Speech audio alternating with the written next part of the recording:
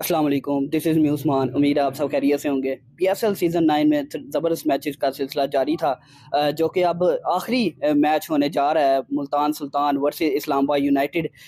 उसके हवाले से आज बात करेंगे कि कौन सी टीम की ज़्यादा स्ट्रेंथ है और क्या वीकनेस है। उसके अलावा इमाद वसीम की वापसी के हवाले से शाहीन शाह अफरीदी ने कुछ बयान दिए हैं। उसके अलावा आमिर के हवाले से अफरीदी ने क्या कहा, उसके ऊपर डिस्कशन करेंगे। उसके अलावा आईसीसी की जो मीटिंग रिसेंटली हुई है, उसमें क्या सूरत हाल होती है कि क्रिकेट की जो चैम्पियनशिप है, वर्ल्ड चैम्पियनशिप जो कि होने जा रही है पाकिस्तान में, चैंपियंस ट्रॉफी होने जा रही है उस 2025 में, उसके हवाले से जो खबरें आ रही हैं उनके ऊपर गपशप करेंगे। लेकिन उससे पहले अगर आप चैनल पे नहीं तो सब्सक्राइब कर लें, पेज पे नहीं तो फॉलो कर लें, बेल आइकन को प्रेस कर लें और पोस्ट नोटिफिकेशन ऑन कर लें ताकि हर आने वाली नई वीडियो सबसे पहले आप तक पहुंच सके।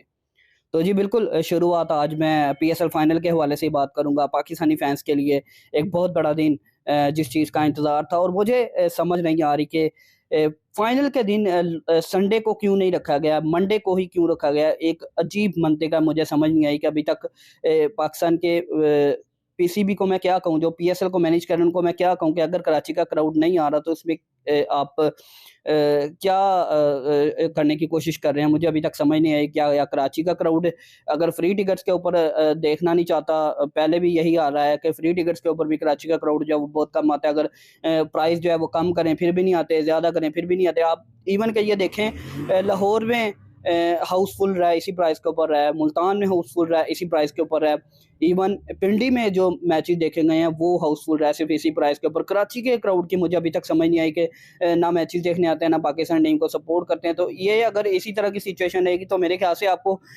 लोकल सिटीज़ के ऊपर जो थोड़े से कम है, मतलब लाइक सियालकोट हो गया, फैसलाबाद हो गया, इनके ग्राउंड्स के ऊपर मेहनत करें। यहाँ पे क्राउड भी आता है, फैसलाबाद में बड़ा अच्छा क्राउड आता है। तो ये चीज़ इसके ऊपर चाहिए कि इम्प्लीमेंट करें। अब लोग बहाने क्या बना रहे हैं, गेट्स बंद कर देते हैं, हमें यहाँ से नज़र नहीं आता, कंस्ट्रक्शन हो रही है, ये कोई वैलिड रीज़न्स नहीं है। और दूसरा, मुझे ये संडे को मैच करने ना होने की वजह समझ नहीं आई अभी तक कि पीसीबी ये क्या करना चाह रहा है। सैटरडे को होता तो ज़्यादा बेहतर था कि लोग लेट नाइट जो है वो मैच देखते, उसके बाद जाते घर, संडे को रेस्ट करते, संडे को चलें रख ले। ये मंडे की मुझे समझ नहीं आई कि मंडे को व्यूअरशिप तो और ज़्यादा कम हो जाएगी, लोग देखने भी कम आएँगे और व्यूअरशिप भी कम होगी। अजीब पीसीबी के जो क्राइटेरिया मुझे अभी तक समझ नहीं आया इस चीज़ का। लेकिन ख़ैर, बात की जाए तो दोनों टीमों के हवाले से, और फ़ोटोशूट बड़ा ज़बरदस्त किस्म का देखने को मिला है मुल्तान सुल्तान के रिज़वान और इस्लामाबाद यूनाइटेड के शादाब खान की तरफ से जिस तरह की परफॉर्मेंसेज़ रही हैं, और उसकी वजह से अब पीएसएल ट्रॉफ़ी के साथ उनकी तस्वीरें जो है ओरियन ट्रॉफ़ी के साथ पिक्चर जो ली गई हैं वो बड़ी ज़बरदस्त ली गई हैं। तो देखते हैं कि फाइनल में दोनों टीमें किस तरह का परफॉर्म करती हैं। अगर देखा जाए तो इस्लामाबाद यूनाइटेड के पास एलेक्स हेल्स, कोलिन मनरो जैसे बड़े बैट्समैन ऊपर मौजूद हैं। उसके अलावा शादाब खान खुद हैं, इमाद वसीम, हैदर अली जिस तरह की फिनिशिंग टच दे रहे हैं टीम को, आज़म खान एक पावर हिटर के तौर पे।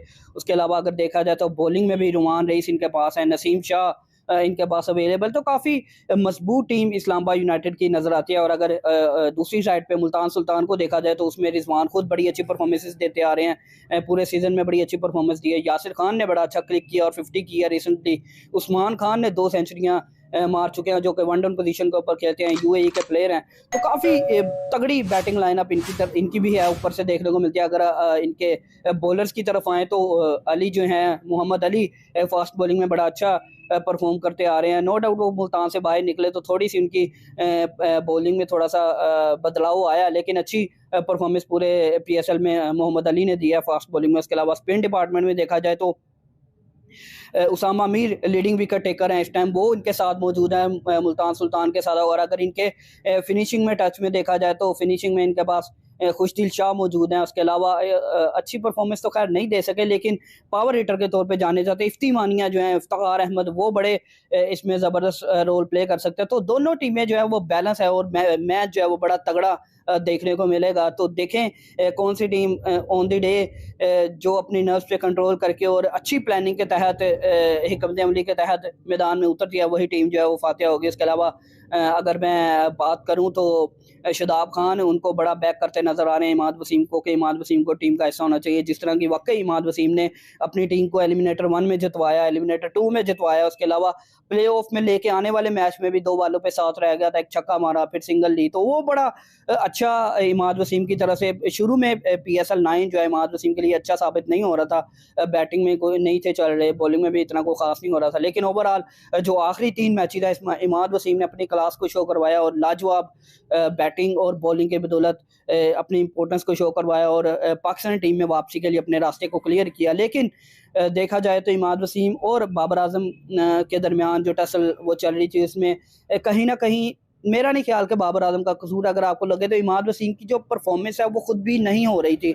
जब बाबर आजम ने उनका परफॉर्मेंस की वजह से ड्रॉप किया तो इसमें बाबर आजम का कोई कसूर नहीं है। और देखा जाए तो उस टाइम पे जब इनको ड्रॉप किया नवाज़ बड़ी अच्छी परफॉर्मेंस दे रहे थे, तो उसकी वजह से बाबर आजम ने इनको रेस्ट करवा के नवाज़ को प्रायोरिटी दी। उसके अलावा अगर देखा जाए तो मैं पहले भी अपनी वीडियोज़ में कहता हूँ कि इमाद वसीम और जो मोहम्मद आमिर है वो बाबर आजम को लेके जो स्टेटमेंट्स दे रहे हैं, मेन स्ट्रीम मीडिया के ऊपर बैठ के या सोशल मीडिया के ऊपर बैठ के आपको इस तरह की स्टेटमेंट्स नहीं देनी चाहिए।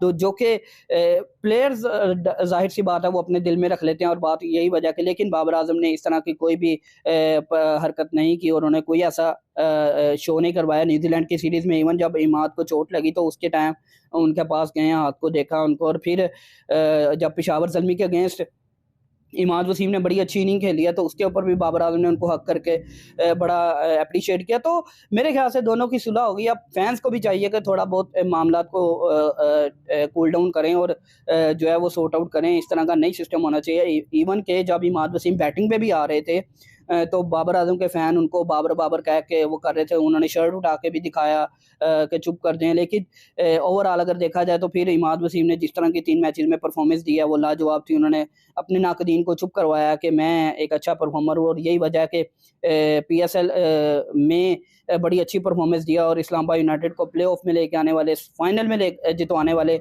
वही हैं, इमाद वसीम ही हैं। तो उनके लिए शादाब खान भी बड़ा मोटिवेट है, वो भी यही चाह रहे हैं कि वो टीम में वापस आएँ। और अगर देखा जाए तो जब रिटायरमेंट ली थी इमाद वसीम ने तो वो भी ये कह रहे थे कि उसके बाद उनका बयान आया था कि मैं सेंस में नहीं था जिसकी वजह से मैंने रिटायरमेंट ले ली, और अगर पाकिस्तान को उनकी ज़रूरत है तो वो ज़रूर पाकिस्तान के लिए अवेलेबल हैं। लेकिन अगर देखा जाए तो जो इमाद वसीम का अब सीन है कि वो खुद भी चाह रहे हैं कि पाकिस्तान में खेलने के लिए पाकिस्तान T20 वर्ल्ड कप में टीम को जो है वो दस्तयाब होना चाह रहे हैं वो। लेकिन एक और मज़े की बात यह है कि जिस तरह की परफॉर्मेंस शाहीन शाह अफरीदी ने न्यूजीलैंड के अगेंस्ट सीरीज़ में दी, उसके अलावा पीएसएल में लाहौर कलंदर को तकरीबन 8 मैचेस वो हारे हैं, 1 जीते हैं और 1 ही बराबर हुआ है।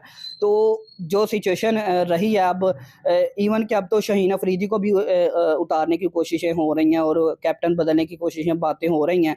तो अब देखना ये पड़ेगा कि पीएसएल के बाद क्या इमाद वसीम अपनी रिटायरमेंट वापस लेते हैं। अब वो सिर्फ इस चीज़ को देख रहे हैं कि क्या शाहीन अफरीदी कप्तान रहते हैं, यानी अगर शाहीन अफरीदी कप्तान रहते हैं तो फिर वो वापस आएंगे, और अगर रिजवान कप्तान हुए तो फिर मामला जो है वो इमाद वसीम के लिए ख़राब होते नज़र आने, क्योंकि उनके भी इमाद वसीम के साथ जाहिर सी बात है इमाद वसीम ने और आमिर के शैडो में रहते हुए इन्होंने भी बोलना शुरू कर दिया बाबर आजम के साथ, और बाबर और रिजवान की बड़ी अच्छी दोस्ती है तो उसको किस तरह वो करेंगे, तो फिर मामला जो इमाद वसीम के लिए फिर ख़राब हो जाएंगे। तो देखें कि क्या बनता है। इमाद वसीम अब पीएसएल के फाइनल के बाद जो टीम सेलेक्ट होगी न्यूजीलैंड के अगेंस्ट जो है न्यूजीलैंड पाकिस्तान आ रही है, उसके बाद देखना पड़ेगा कि कप्तान कौन होता है। रिजवान अगर कप्तान हुए तो फिर इमाद वसीम किस स्ट्रैटेजी के साथ जाते हैं, ये चीज़ देखनी पड़ेगी। लेकिन कल परसों जो आईसीसी की जो मीटिंग हुई है दुबई में, उसके हवाले से बड़ी खबरें आ रही हैं और उसमें यही लग रहा है कि